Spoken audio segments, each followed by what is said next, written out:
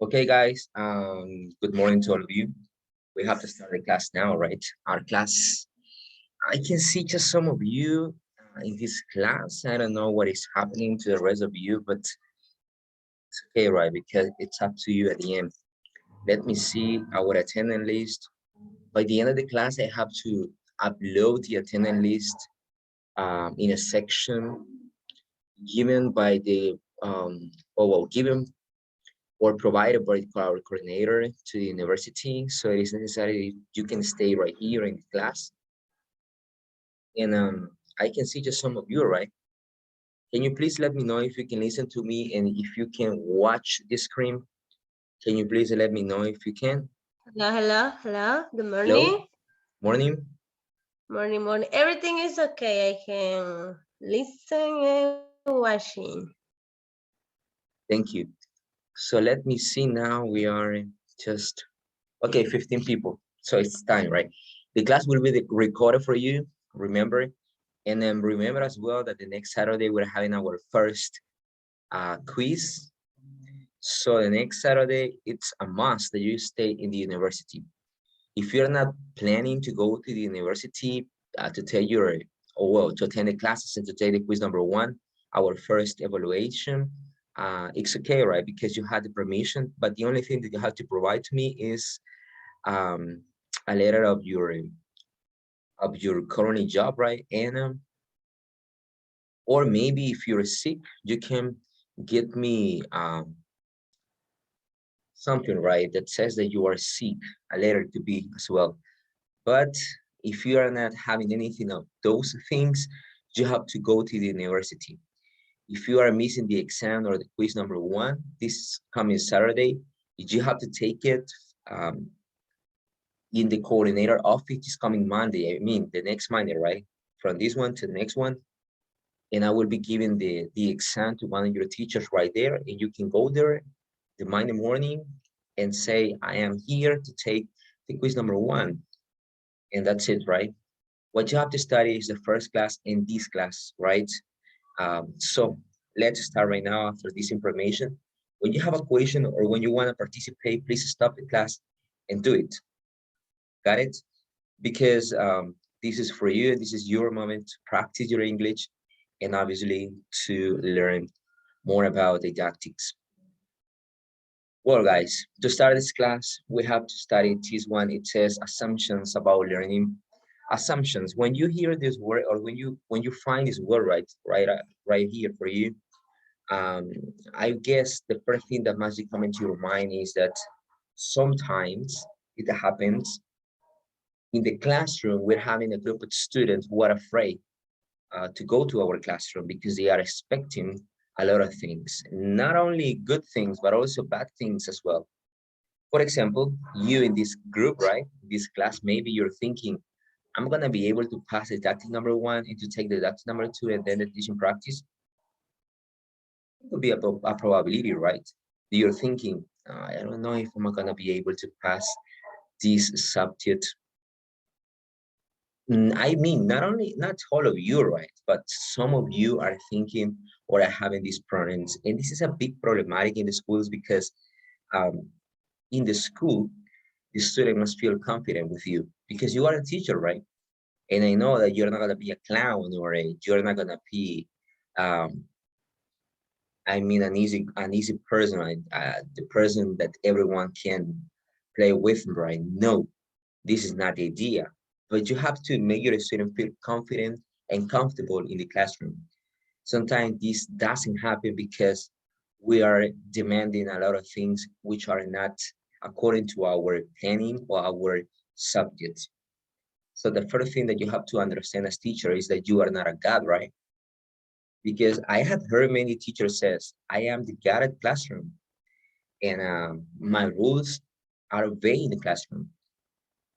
Well, if they think that this is the good way to teach someone else, maybe they are not practicing or applying the didactic theories correctly.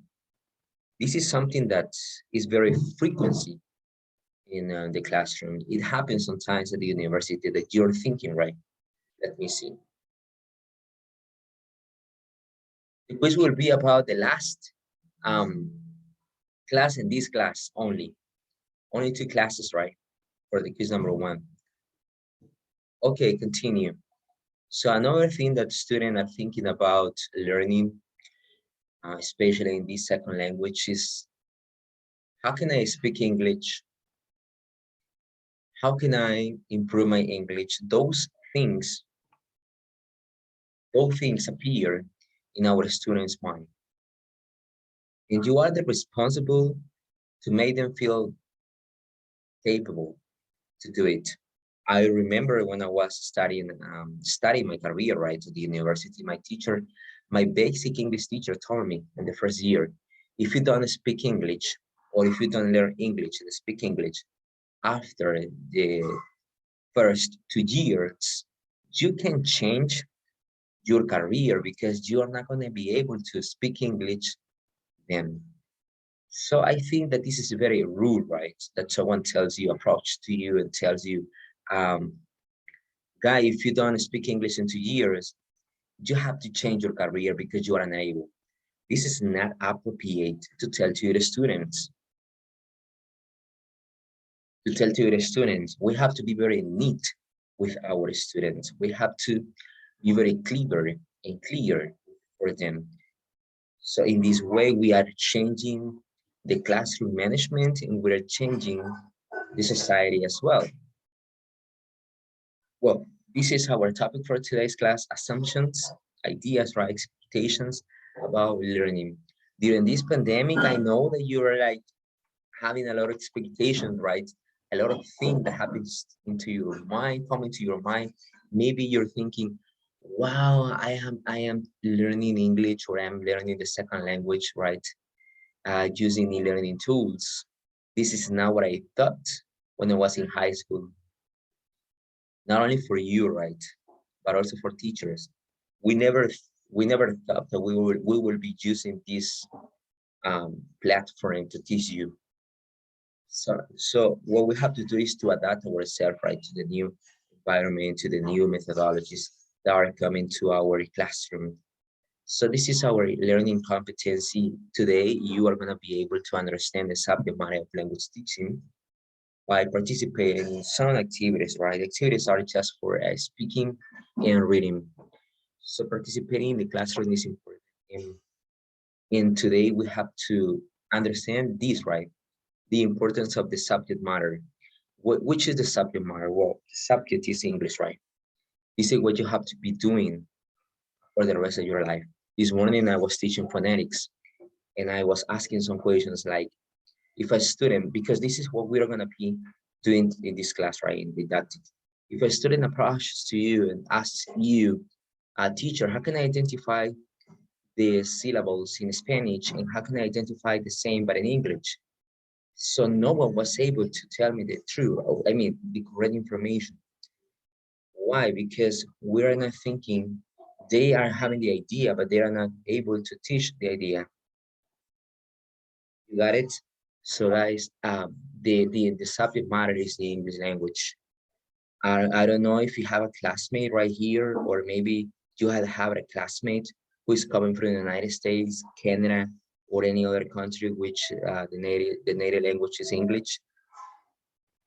Sometimes they know how to speak English very well. They are very fluency and they are very capable to transmit their ideas in the second language correctly and properly. That's good, right? Very nice. And we admire that from them. But there is one problematic when they decide to become a teacher, that sometimes they confuse, and many people confuse this idea. To speak English is the same as teaching English, and it is not the same, right? You can be a very good at speaking, but you can't be very good at teaching. It's very different. I know that you have to be able to speak before teaching. You have to be able to transmit your ideas before teaching. But if you are not developing the didactic skills or theories, right, correctly, you're not going to be able to teach your students the second language. And I said this is a bit problematic because you can see the public school, right? I'm not criticizing the public school system, believe me. I'm not doing that because I'm having a lot of friends right there who are very smart to teach English, but during times or during history, you can see this problem. You can maybe right now go into a travel machine, right? And go to the past and see you study seventh, eighth, ninth, 10th, and 11th grades in the public school, maybe some of you, right? Or maybe someone can tell me, no, I study in a private school, which is very different. But some of you study, as me, right, in the public school. And we were there studying from 7th to 11th grade, the second language, in this case, English. And we were not able to speak English. Or did you? What do you think about it? Were you able to speak English in all the 5 years you stay in the public school? What do you know about this? Let me see, Julissa Hernandez. Julissa, are you here? Yes, Mr. Julissa, what do you think about spending your life from 7th to 11th grade in the public school without learning the second language? What comes to you? What comes to your mind to this problematic? What is happening?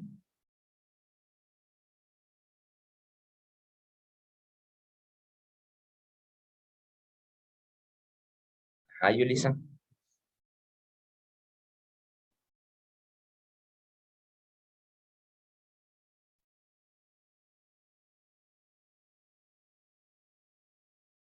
Okay, let me change. What about Fatima Rivas? Are you here, lady?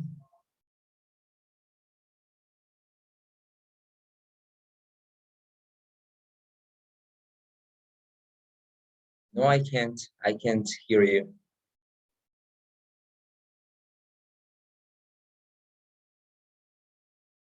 Okay, let me see another person.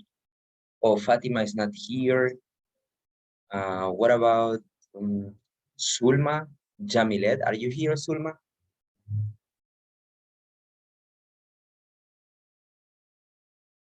Hi, Mr. But just beginning the class. I don't know what is that. Okay, okay, don't worry. I'm gonna be repeating for you, right? Because you answered. Thank you for answering me. Thank you so much. Sulma, there is one problematic. We're discussing the subject matter of the teaching language. This is the subject matter is the English subject, right? This is the subject that you have to be teaching during for the rest of your life, right? But there is one problematic, and we're thinking, what is your idea, right? Why many students from 7th to 11th grade in public school never speak English? What comes to your mind? What is happening for you, Sulma? For me, I think 2 or 3 or For you, you said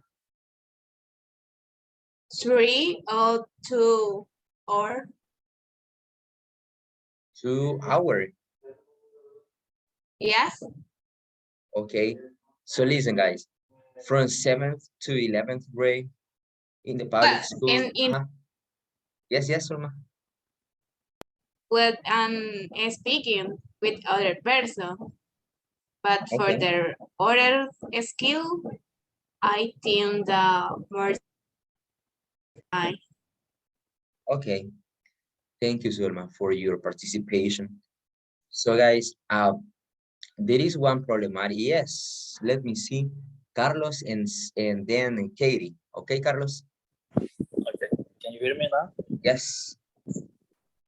Okay, I consider it in a public school, some teachers are not, they are not teaching us, they must do it.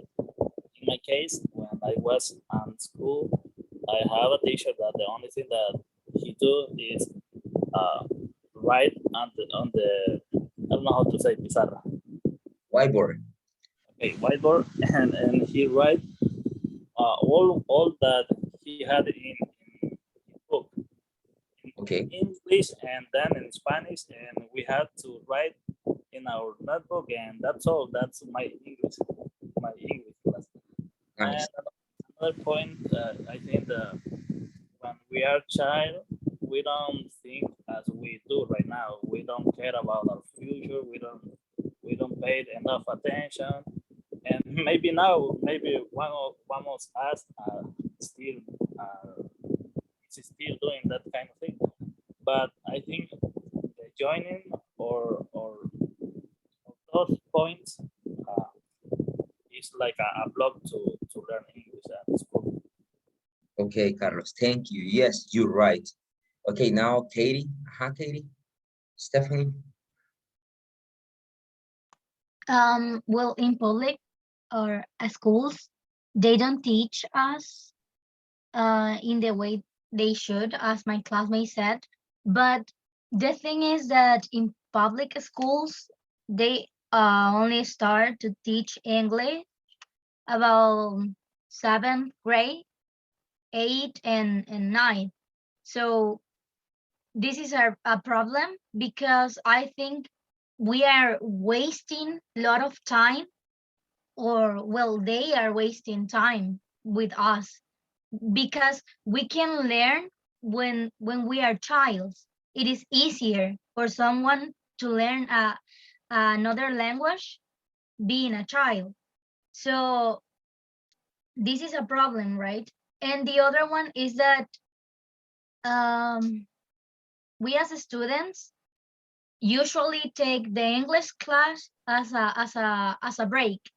This is a break, right? We can play, we can talk, we can gossip with our classmates, but and the teacher is like, it's okay, you can do whatever you want. I'm going to write here on the whiteboard, and I'm going to see it. You have to copy this if you want, and if you don't, that's it. Okay. And this is a problem, right? Yes. And that's my opinion. Thank you, lady. Now you, Alicia, Maribel. Hello, good morning. Good morning. I think that is more common in public school, that English is not considered important, and many students do not think about the future.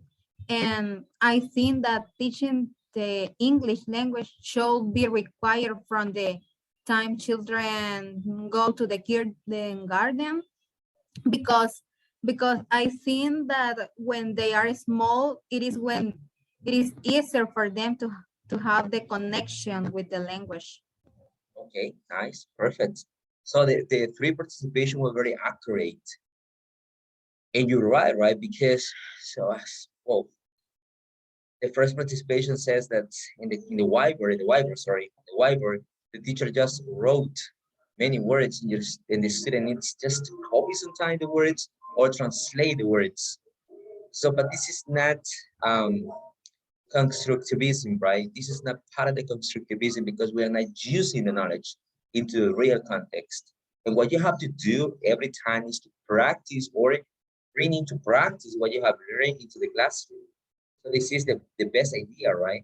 Then you mentioned that the one of the other problematic is that you're having just some hours from the English language, where the student just see the English language, right, or the English subject like a recess. And this is true, but the problem is coming from the teacher, not from the student. Remember, your students are the center of your classroom, and what your students are doing is a problem for you, not from them. So they have part of the responsibility. But remember, if your class is a mess, your student will not be paying attention to you. They will be telling to themselves, right? We are gonna pay to the English class. The English class. It's not a big deal. We can go out wherever we want. The teacher just asks us to write some words or to translate some sentences, and that's it. So if you're doing this, obviously your student will not be paying attention to your class, and you are in trouble at the end, right?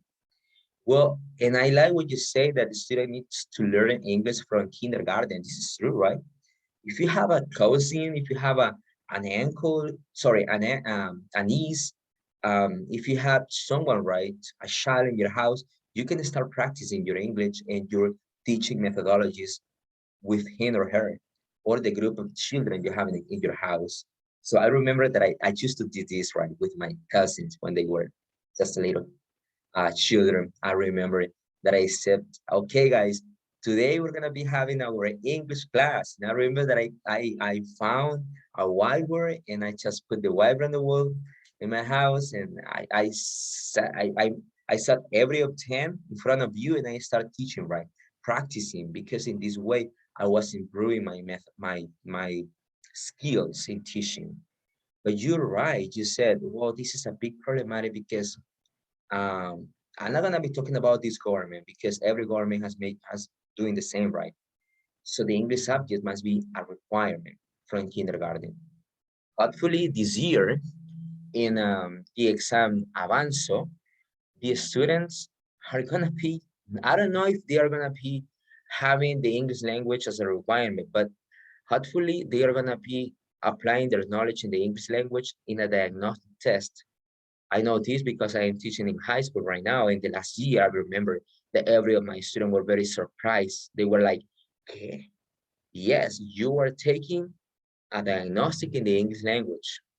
So what came to my mind that day was like, I hope that the next year students are taking the English matter in the exams avanzo, because in this way they can be more active in the classroom, right? They're gonna be paying attention more to the English language.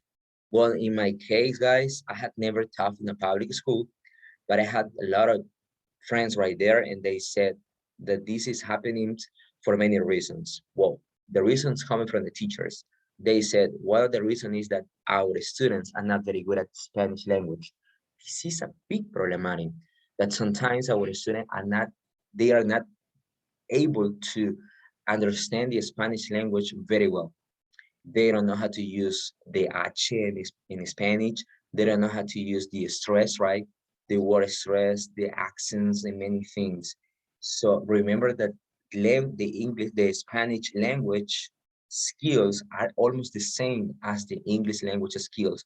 If you are learning the presente simple in Spanish, you know that you're using that sentence or that tense in the second language in the same manner. So it's the same concept, right? Use it to transmit that someone practicing habits or routines. It's the same in Spanish. But what happened?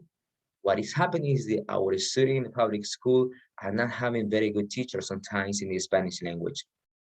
Because nowadays, you know that there are many teachers working in a public school who had passed one exam to stay there.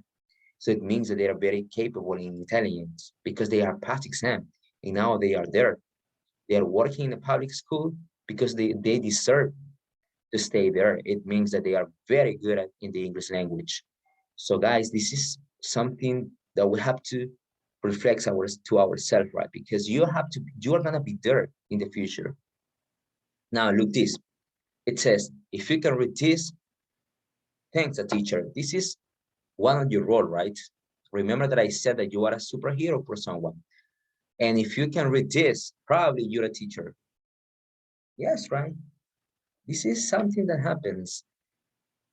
Okay, now the subject matter of the language teaching apply to languages, teaching technical vocabulary, and we start methodology.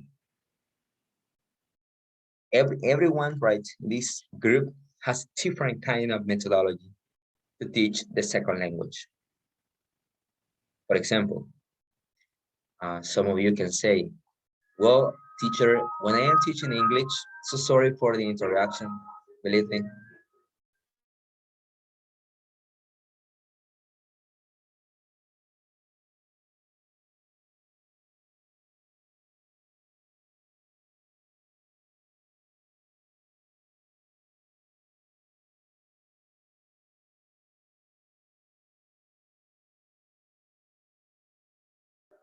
Very good.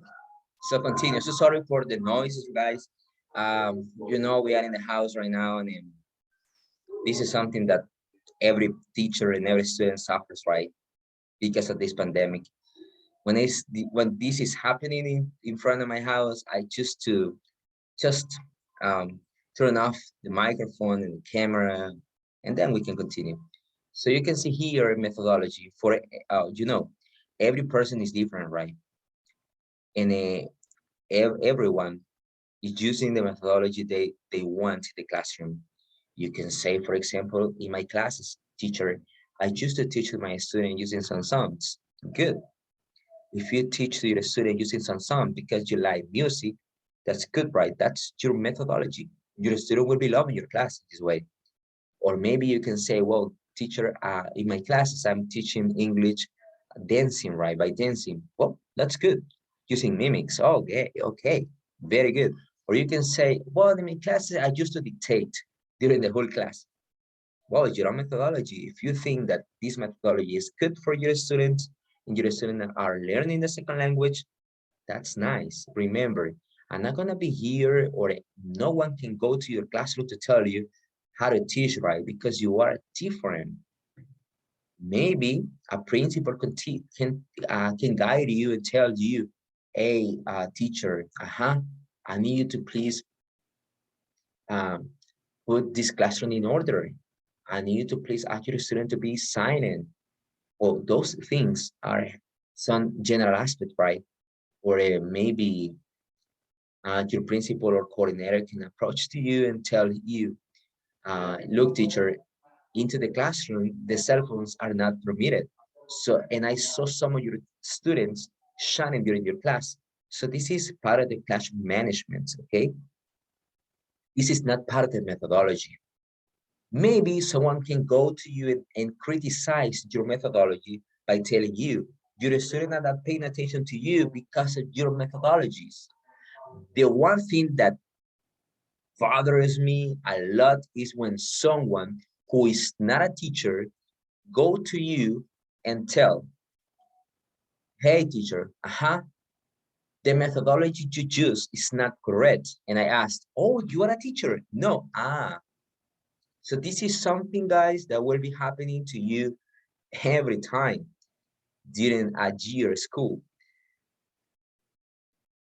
I remember a person who works in one university here in San Miguel. I was teaching to his little child that goes to me and tells me, hey, and I say, yes.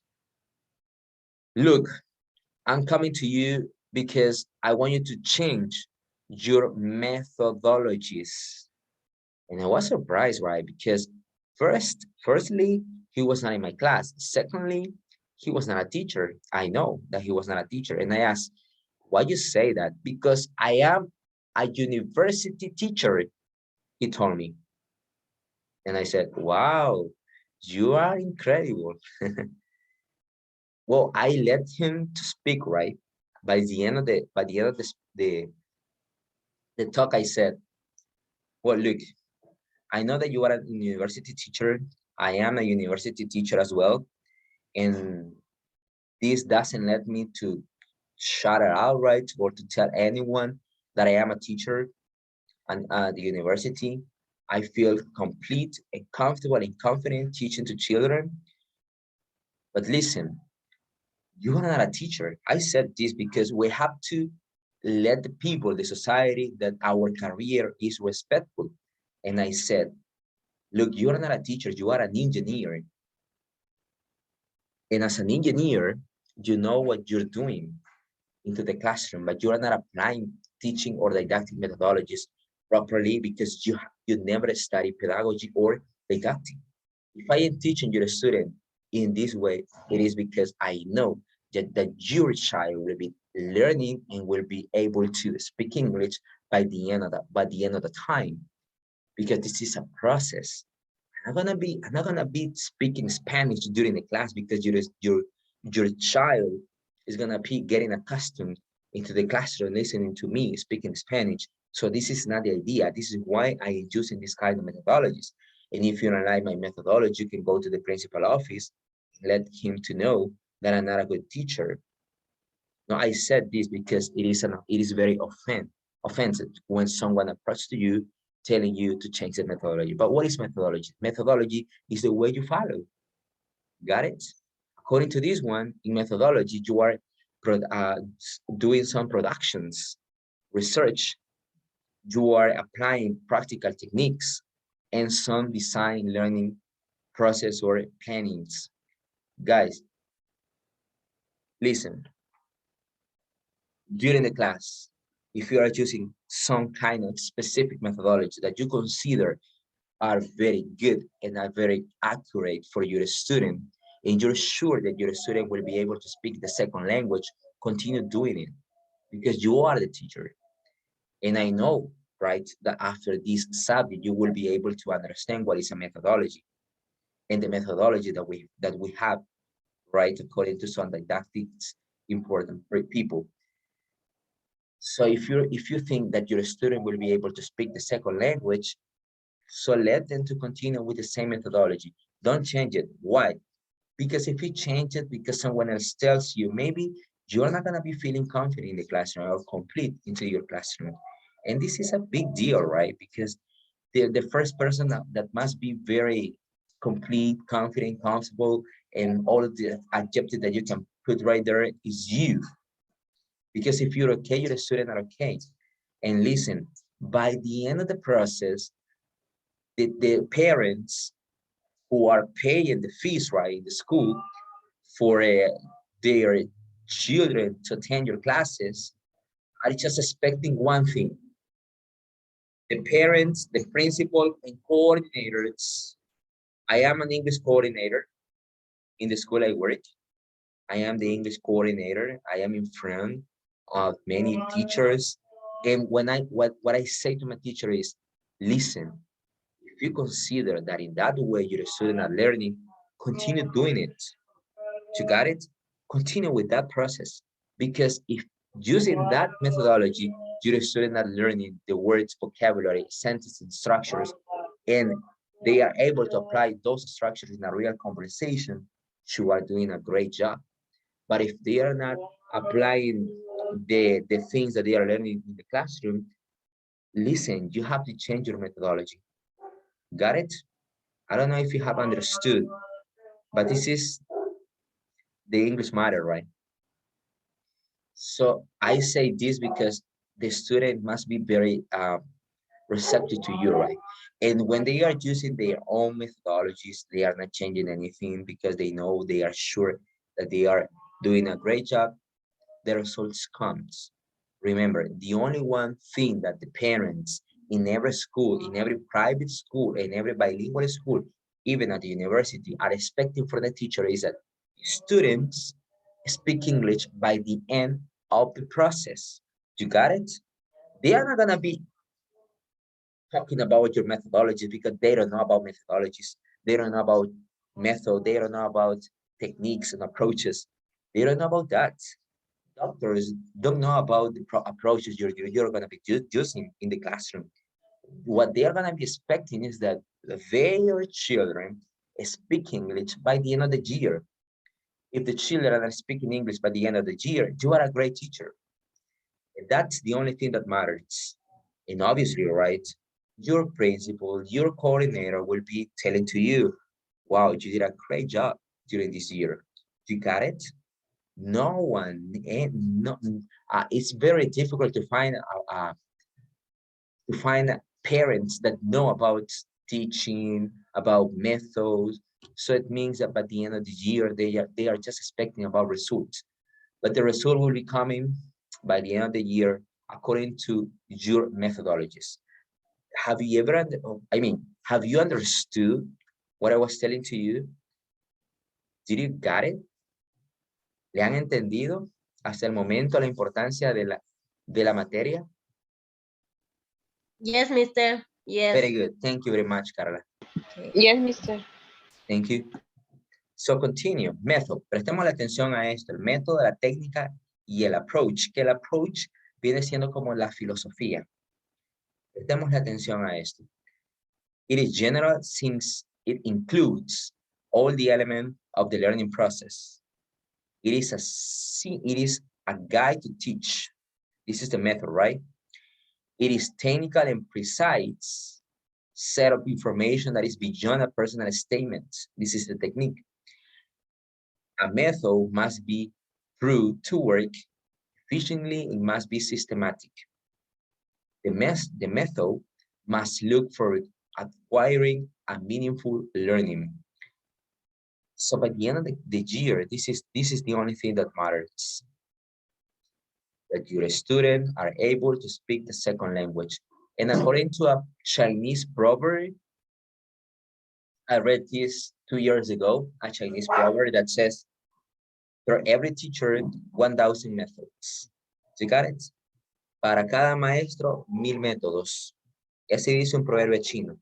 Para cada maestro, 1,000 métodos. Como les digo, en el salón de clase, usted es el responsable de los métodos, las técnicas, las metodologías y los approaches, que es la filosofía, es lo que a usted lo caracteriza como persona. Yo como persona, ¿cómo soy? No voy a llegar a inventar lo que no soy. Ese es el approach. ¿Qué soy yo? ¿Qué es lo que cuáles son, como ustedes miran, me imagino que vieron el FODA, qué es lo que me caracteriza como persona? ¿Qué soy capaz de hacer dentro del salón de clase? Que no me vea yo como un payaso ni un ridículo. Eso es un approach. Y vamos a ver los diferentes approaches que hay.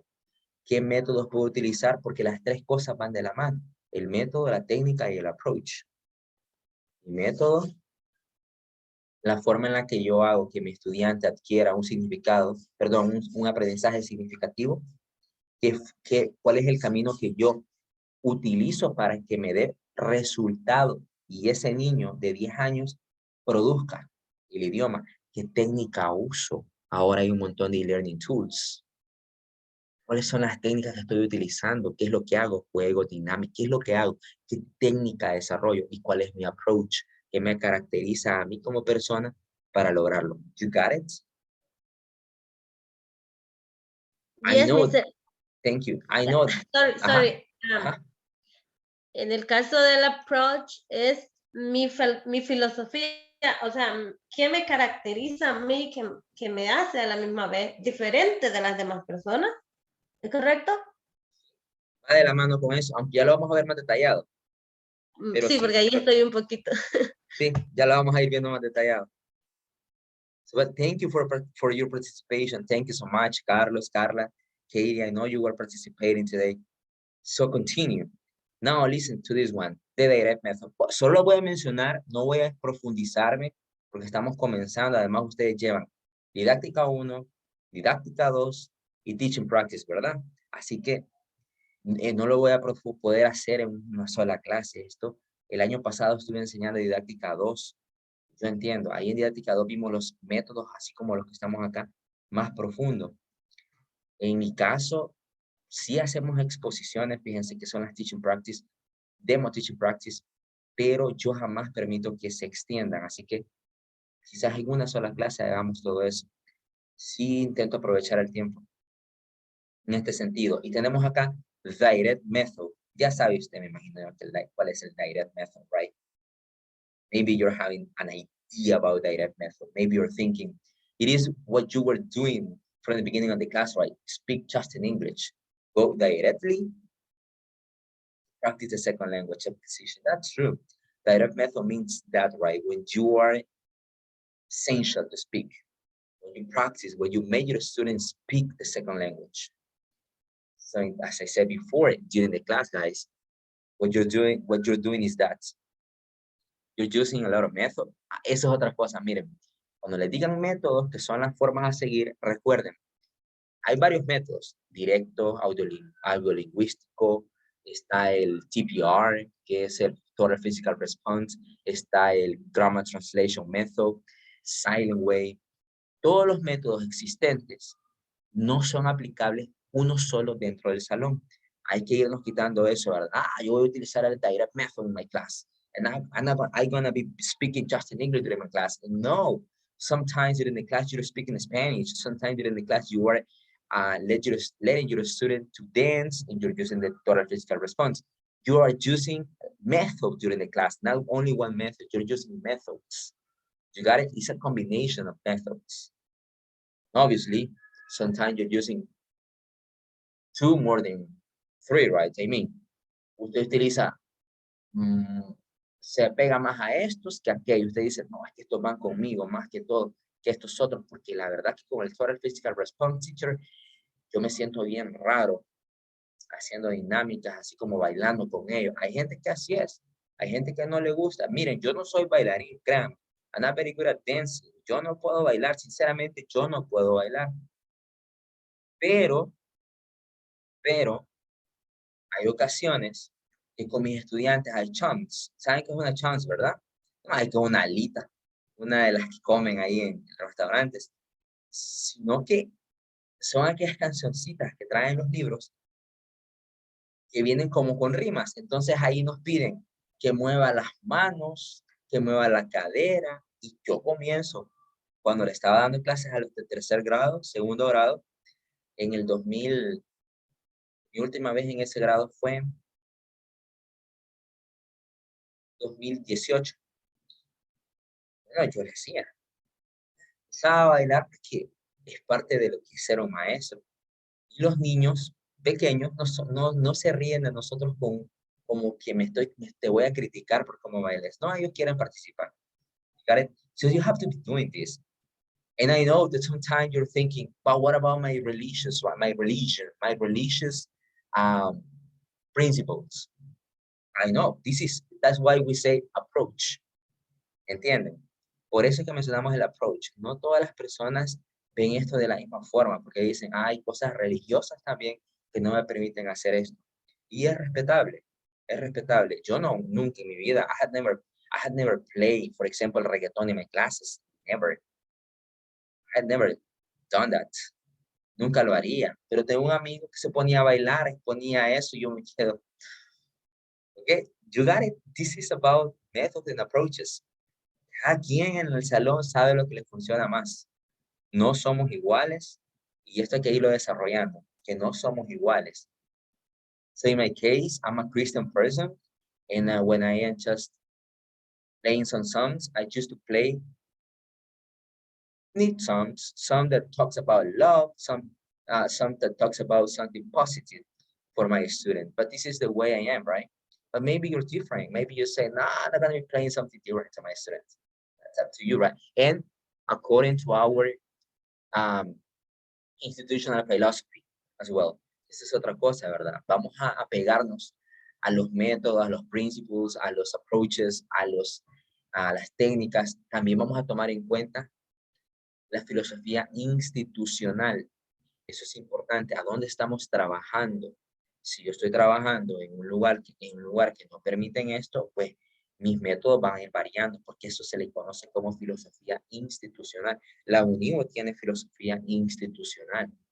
La UNIVO me permite a mí colocar una canción de cualquier grupo con tal que vaya dirigida a desarrollar los aspectos lingüísticos, ¿verdad? Uno le da el enfoque, pero hay lugares, en San Miguel, por ejemplo, yo conozco colegios que son sumamente estrictos y no permiten que el maestro coloque una canción de esas. Entonces eso se le conoce como filosofía institucional. Tenemos que apegar a todo eso. Es algo que ustedes van a ir comprendiendo con la experiencia que vayan adquiriendo. So continue. This one, Jihad cognitive method. You can see right there some pictures and some concepts. It has a scientific basis. It pretends an organized acquisition of knowledge. For macro skills, it's centered on the student to have a real competence, focus mainly on learning strategies and techniques, and standardizes knowledge. Sorry for knowledge, it's not very well written.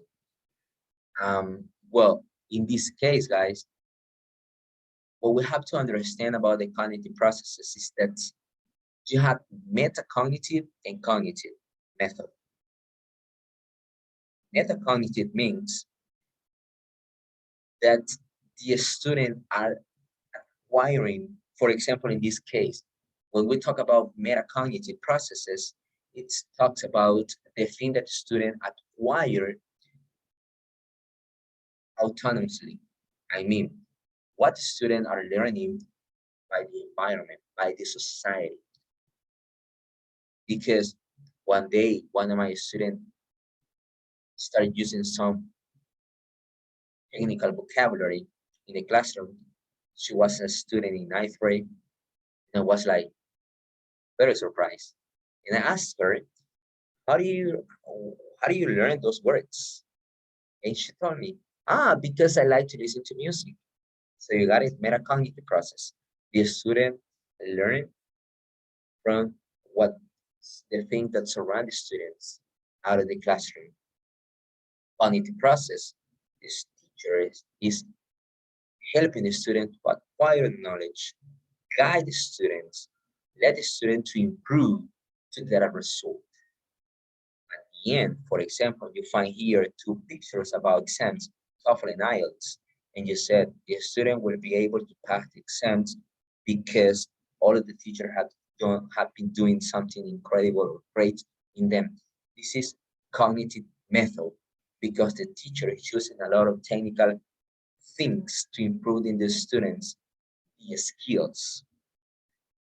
When we have a student or a group of students presenting problems to understand linguistic aspects, it is because probably the teacher they had were not very good at teaching the subject matter. You got it? This is the cognitive process. El proceso cognitivo o método cognitivo tiene que abarcar, como les mencionaba, el aspecto metacognitivo. Cuando hablo de metacognitive o metacognitivo, estoy hablando del conocimiento. No sé si me están entendiendo, porque si no me están entendiendo me dicen, estoy hablando de un conocimiento que el estudiante adquiere con las cosas que lo rodean. Como les ponía el ejemplo de mi alumna de 9º grado, que de repente comenzó a hablarme con un lenguaje más técnico, inglés, y yo me sorprendí porque yo no le había enseñado ese vocabulario. Eso es un proceso metacognitivo. Mi alumna aprendió por otro medio y yo le pregunté, ¿cómo aprendiste ese vocabulario? Y ella me dijo, escuchando música. Esto pasa, permítanme un momento.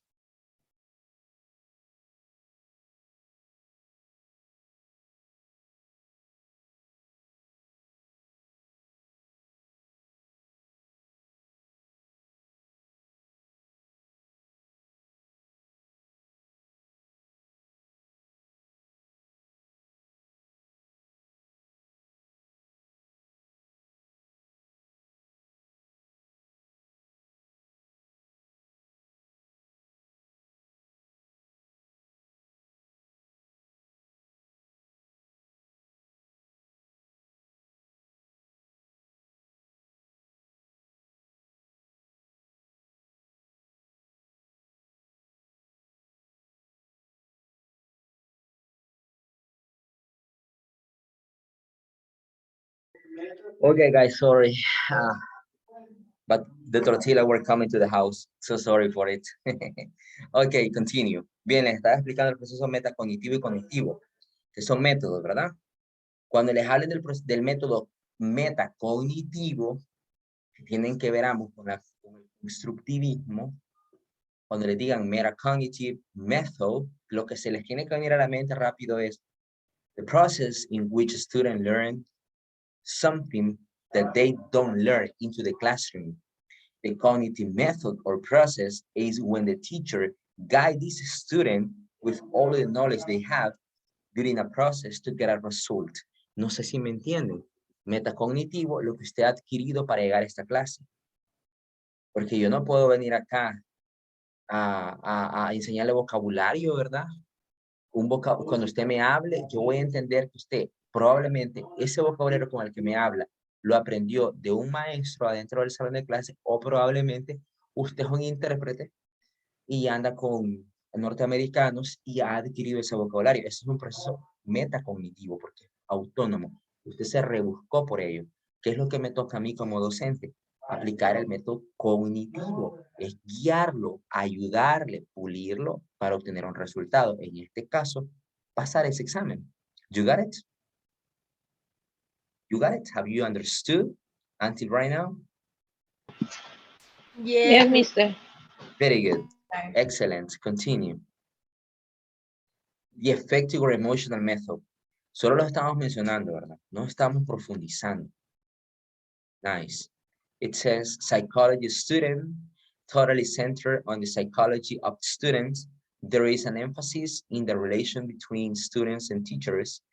Okay, as I said before, esto es algo muy delicado. Fíjense que yo, la verdad, y se lo voy a decir en español, yo la verdad no estoy de acuerdo con los maestros que son, hay gente que sí, pero yo no estoy de acuerdo con los maestros que son demasiado rude and tight. Porque yo digo, yo para que las personas me respeten, para que mi alumno me respete, yo no necesito ofenderlo, ¿cierto? I'm not gonna be offending my students because I deserve respect. All right. ¿Saben qué necesito hacer yo? Enseñar bien. Si yo enseño bien, mi estudiante me respeta. Si yo le enseño bien, si yo le transmito conocimiento correcto, el estudiante entiende y dice, este maestro se preparó. Él sí prepara su clase. Entonces le voy a prestar respeto, perdón, le voy a prestar atención y le voy a demostrar respeto porque él es maestro. No me va a respetar porque yo le ofenda, o porque yo diga una mala palabra dentro del salón de clase. Yo lo he vivido, lo he visto. Y eso no está bien porque afectamos emocionalmente al estudiante. No puedo venir a gritarle a un niño de tercer grado. El niño no está para que yo le esté gritando. ¿Entiende? Él es un adulto pequeño. Yo tengo que entender a ese niño porque él es el centro de la educación. Yo tengo que entender al niño, no el niño me tiene que entender a mí.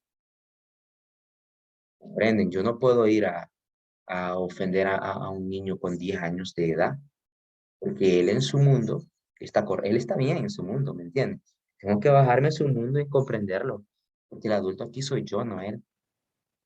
Como profesores hay que entender esta parte emocional, un método emocional que es bien poco aplicado. Y yo he escuchado, I have heard many students that says, he's a good teacher. Why? Because he's very rude. Y yo me quedo, o sea, que él es un buen maestro porque él grita en el salón. Oh, nice. Si eso es para, a veces para el pueblo salvadoreño es triste que para muchas personas acá en El Salvador, el mejor maestro es el enojado. Bueno, yo no, ¿verdad? Yo quiero vivir tranquilo porque si yo me enojo mucho me voy a enfermar y no es lo que yo quiero. Eso de estar todo estresado todo el tiempo no es algo que yo desee para mi vida.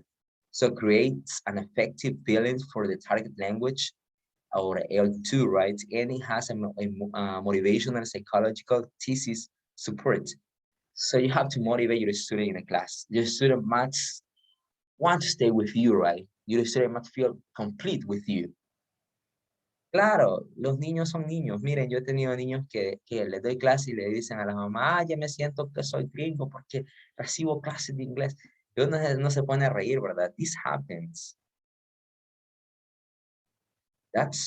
Says that true. The student love that type of teachers in classes because all the people needs respect, no matter they are younger than me. Yes, you're right. Everyone right deserved.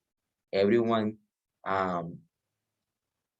everyone is, remember, esto me gusta, hoy que escribe ella esto, Retina, una maestra que no voy a mencionar el nombre, pero es de acá de la universidad, nos dijo es de español ella, yo recuerdo bien esa clase, dijo, estamos trabajando con personas que tienen emociones, que nos miran, que nos escuchan, y nosotros tenemos un impacto en ellos.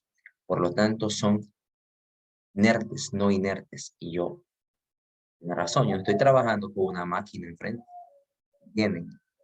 Yo no soy quien repara máquinas o quien arregla las puertas, no, ¿verdad? Si yo le doy un golpe a una puerta o porque le quiero arreglar algo y le doy con un martillo, ¿qué me va a decir la puerta? ¿Entienden? Este aspecto emocional es importante. To understand our student is important.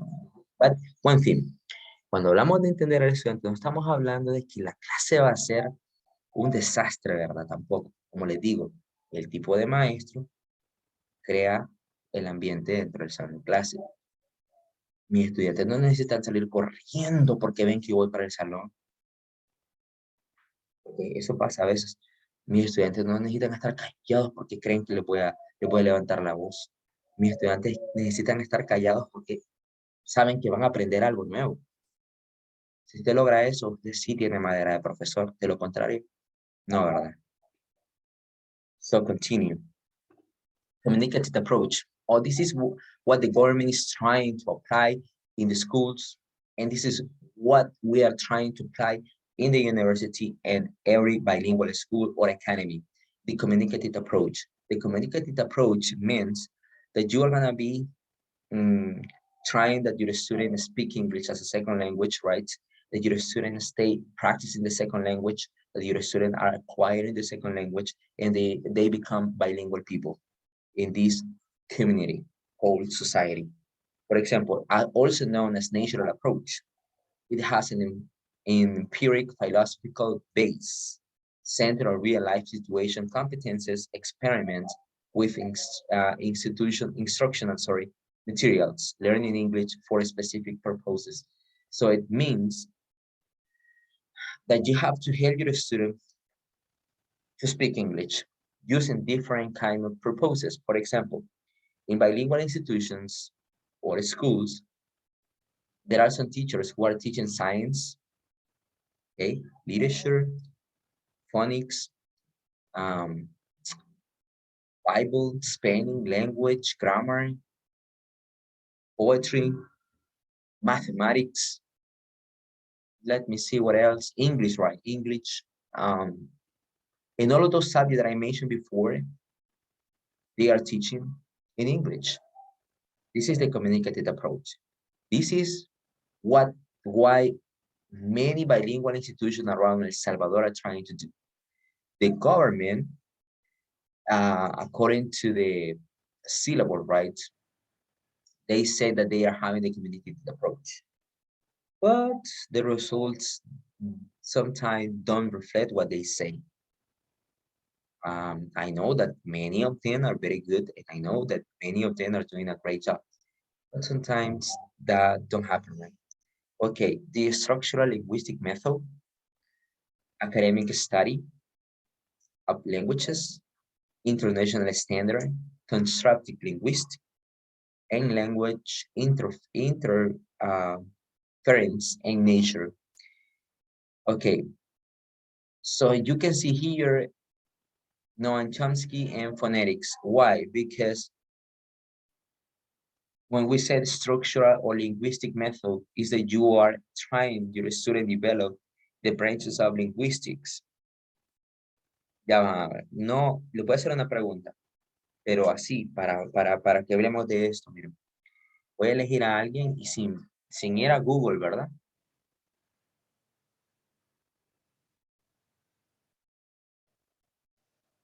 ¿Ver? Ilsia Noemi, are you here, Ilsia Noemi? Yes, Mr. Ilsia Noemi, can you please mention the 6 branches of linguistics?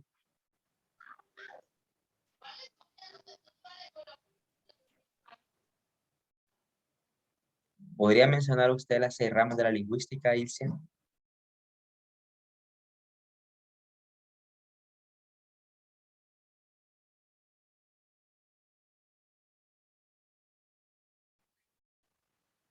Syntactic,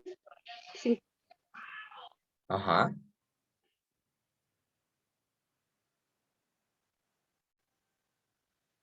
Continue. Syntax, right?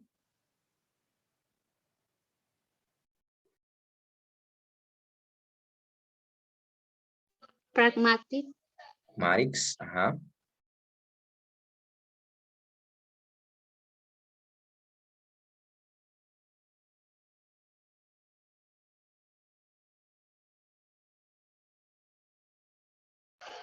I do not. Are you, Mister. okay, worry. It's okay. Listen, we are having 6 branches of linguistics, and they are syntax, pragmatics, semantics, phonology, morphology, and phonetics. A eso se le conoce como lingüística. Yes, morphology. Eso se le conoce como lingüística. Las ramas de la lingüística. ¿Entienden? ¿Por qué lo mencionamos en la structural method? Vaya, lo mencionamos por lo siguiente. El maestro de inglés de hoy en día, y yo siempre se lo digo a mis estudiantes de didáctica, el maestro de inglés de hoy en día. Ya no es el maestro de inglés de la época anterior, de los 90, que solo llegaba y decía, okay, guys, here you have this conversation. The class is English and that's all, right? Ya no. Ya no. El maestro nuevo, el producto nuevo de la universidad es un maestro de lingüística. ¿Entienden? Un maestro que comprende las ramas lingüísticas.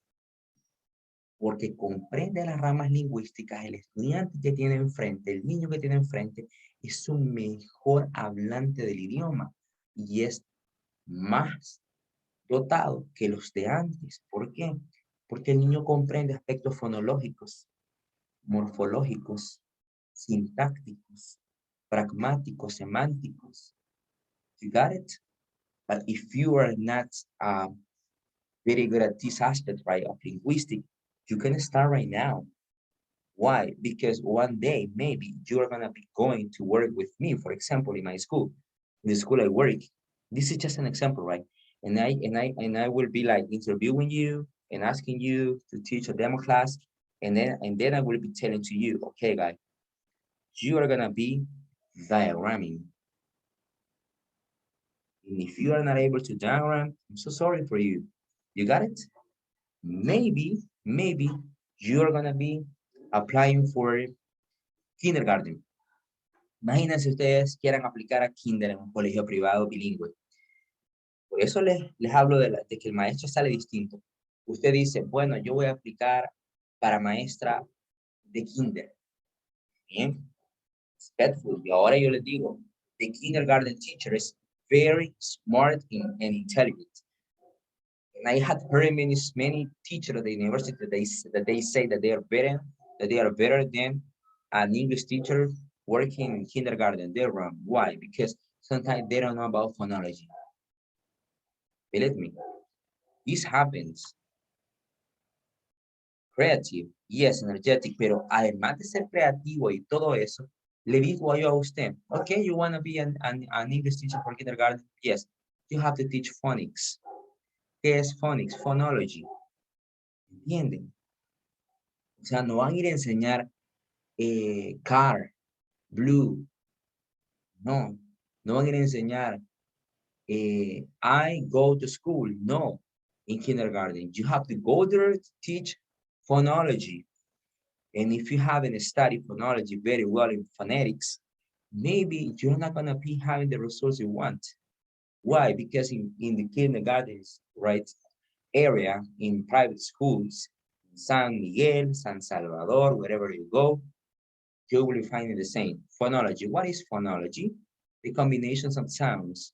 What is the combinations of sound? You have to say to your student, okay, kids, today we are going to be learning that the letter A with Y sounds like A, like in pay, like in play. You got it? ¿Entienden eso?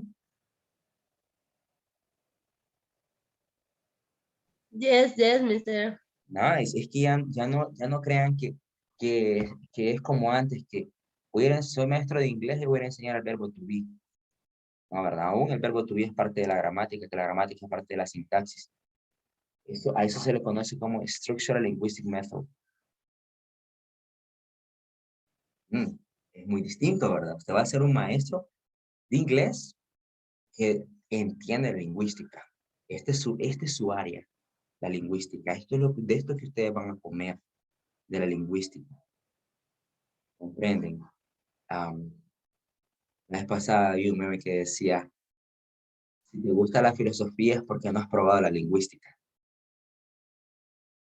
Sobre la lingüística es un área que está en todas partes, la verdad, en cualquier aspecto científico se encuentra. Y se usa, incluso si se estudia leyes, por ejemplo.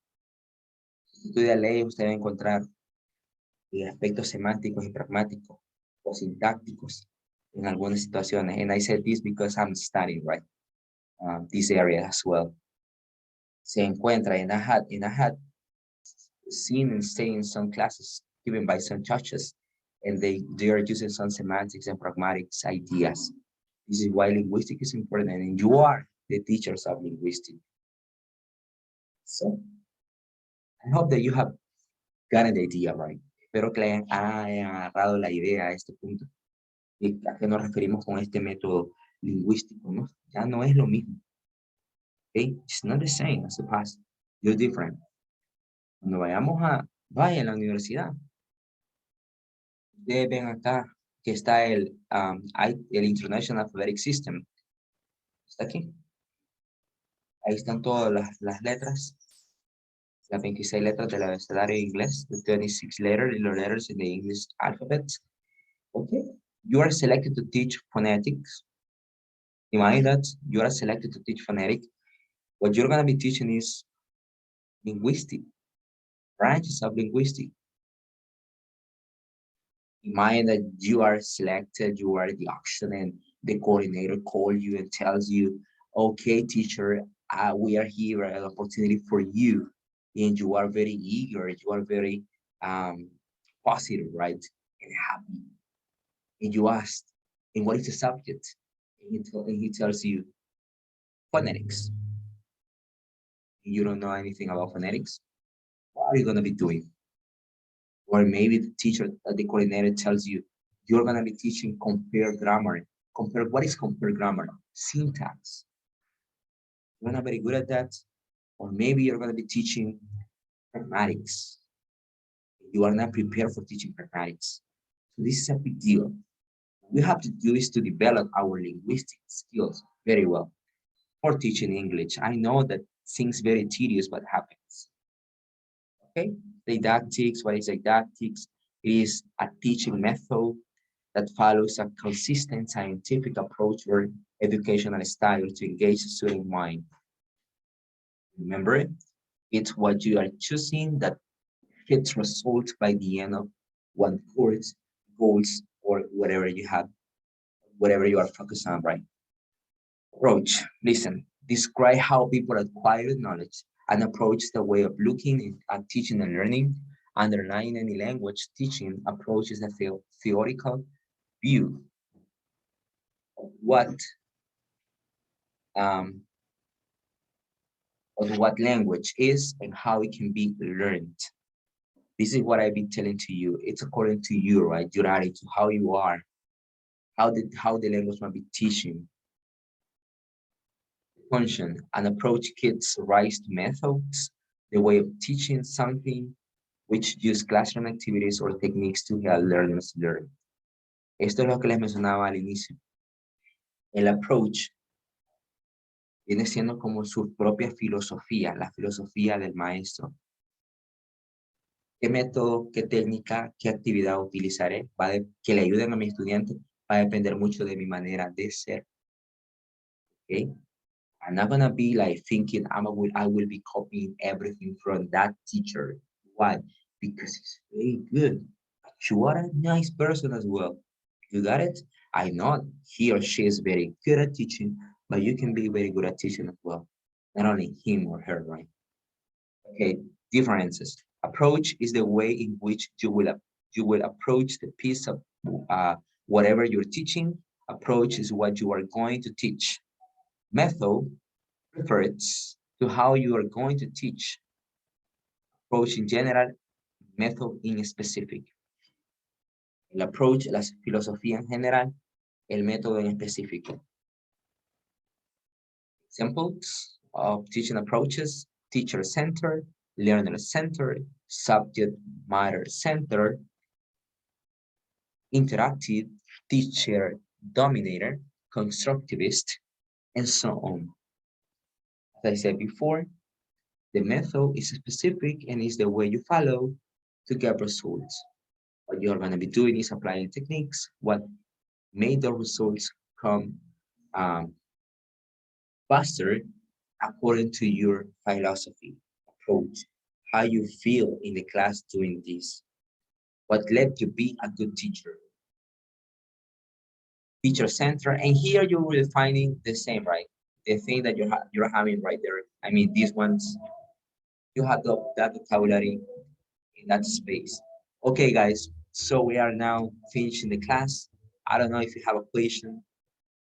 No sé si tienen preguntas. Nos quedamos hasta acá. Solo recordarles que el otro sábado es el laboratorio de esta clase más que todo que de la anterior, pero sí va a venir algo de la anterior, pero mal. Esta clase es pura teoría, didáctica es eso, teoría, bastante teoría. Así que los espero en la universidad. Hola, Espero hola. verlos. Hola, hola. Disculpe, yo estuve leyendo lo que es la información de las evaluaciones Ujú. y el parcial aparece en la fecha que no nos aparece, que no es presencial. Entonces mi pregunta es, cuando tengamos el parcial, igual vamos a tener que ir a la universidad. Sí, Ajá, porque igual, estaba viendo que solamente no que está se en la les, misma fecha. sí, se les mandaría la indicación porque la decana nos Ya nos comentó haría que saber. sí, los exámenes son meramente presenciales. El parcial, vaya, solo indicación, ¿verdad? Lo voy a decir en español. Fíjense que si usted no va a poder ir, ¿verdad? Por algún motivo, ya sea que se trabaje o porque se enfermó, debe de llegar el día lunes a tomar el examen en la coordinación. Si en la coordinación no hay espacio, en la facultad. Pero ustedes deben de ir a la universidad a tomar el examen, sea como sea, ya sea el propio día o un día después, 2 días después en este caso, ¿verdad? Que sería el lunes, se lo llega a tomar y yo posteriormente llego por ese examen a la universidad después de mis horas de trabajo en el otro lugar y listo. Así vamos a trabajar, no podemos hacer eh, caso omiso, ¿verdad? Así que espero verles el otro sábado. So guys, this is the end. Thank you for coming. Last day. Goodbye. Bye, bye. Have a nice Bye, day. Mr. Feliz día. Yes, seeing everyone. Bye. See you next week. Bye.